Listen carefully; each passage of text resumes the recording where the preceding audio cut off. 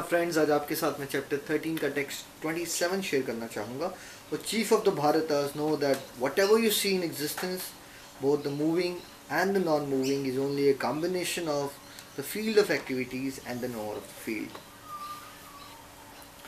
हे भारतवंशियों में श्रेष्ठ, ये जान लो कि चर तथा अचर जो भी तुम्हें अस्तित्व में दिख रहा है वह कर्म क्षेत्र तथा क्षेत्र के ज्ञाता का संयोग मात्र है।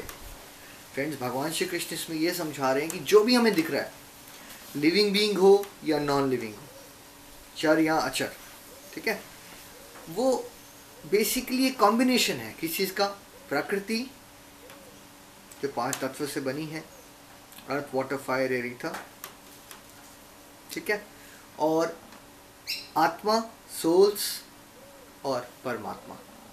तो फ्रेंड्स, जो लिविंग एंटिटीज इनको हम कहते हैं, जिनमें जान होती है, वो प्रकृति, आत्मा और परमात्मा का कॉम्बिनेशन है। और जिनको हम नॉन लिविंग बीइंग्स कहते हैं, जिसमें कोई जान नहीं होती, जैसे कोई पत्थर पड़ा है आपके सामने, वो प्रकृति और परमात्मा का कॉम्बिनेशन है। परमात्मा तो बेसिकली निर्जीव में भी है, जिसमें जान नहीं भी है वहाँ भी परमात्मा की प्रेजेंस होती है, ठीक है। उसमें आत्मा नहीं होती जो नॉन लिविंग बीइंग्स हैं, ठीक है।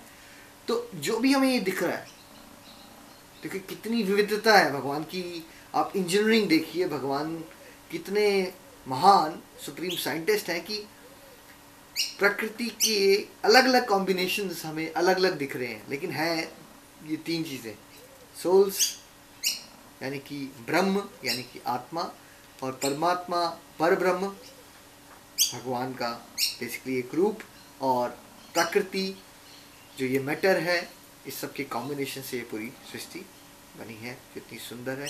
फ्रेंड्स, इन सब बातों को अगर हम सोचें तो दिल से भगवान के लिए गुणगान निकलता है कि देखिए कितनी सुंदर, कितनी प्यारी सृष्टि, और एक वंडर से कम ये नहीं है।